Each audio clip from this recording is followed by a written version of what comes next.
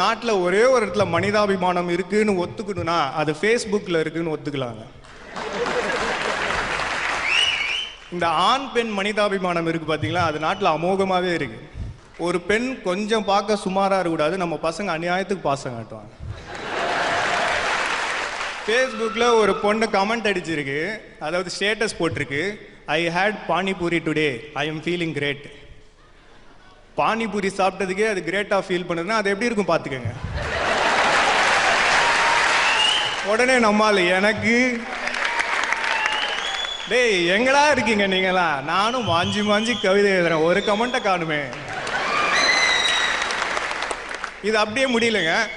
அதிகமாக கமெண்ட் அடிக்கிற பையனை அந்த அம்மா அடுத்ததாக லவ் பண்ணுது. அப்படியே வந்து ஒரு பெரிய லட்சியத்தை நோக்கி போகுது அவங்க கதை. இப்படி மலிவான அன்புகள் எல்லாம் நாட்டில் மக்கள் தொகையை வேண்டுமானால் உயர்த்துமே தவிர ஒருபோதும் மனித நேயத்தை உயர்த்தி விடாது.